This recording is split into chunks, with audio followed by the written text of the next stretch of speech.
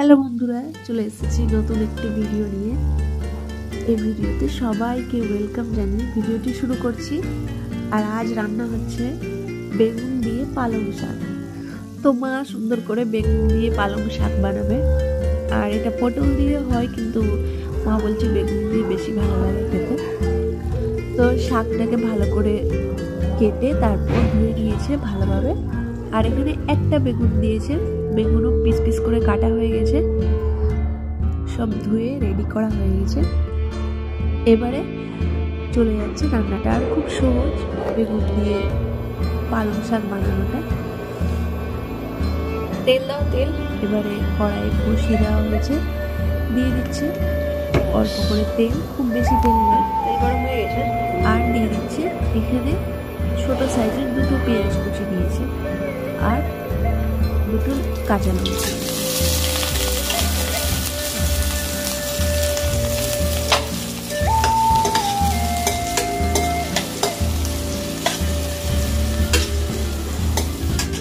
তো পেঁয়াজ কুচিগুলো হালকা বাদামি করে ভেজে দিচ্ছে।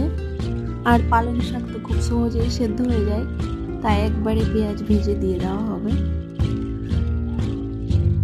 তো পেঁয়াজগুলো খুব বেশি লাল করবে না,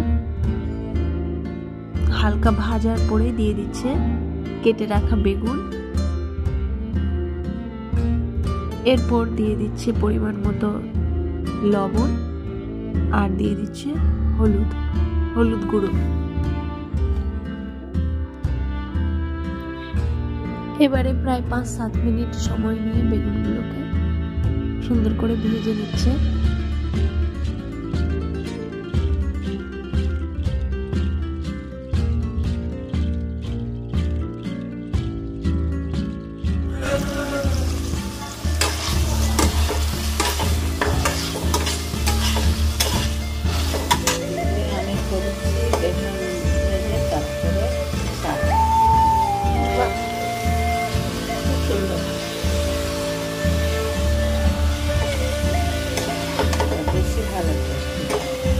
ভালো টেস্টি হয়।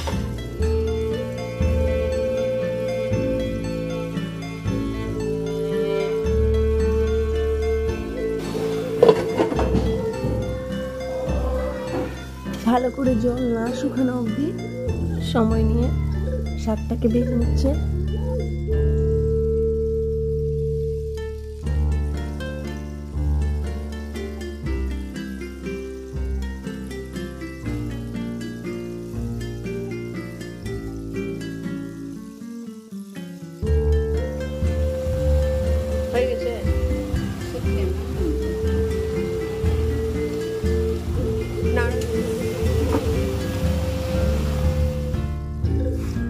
তো এবারে খুব সুন্দরভাবে শাক ভাজা হয়ে গেছে, তুলে নেওয়া হবে। এই হয়ে গেল রেডি সুন্দর বেগুন দিয়ে পালং শাক।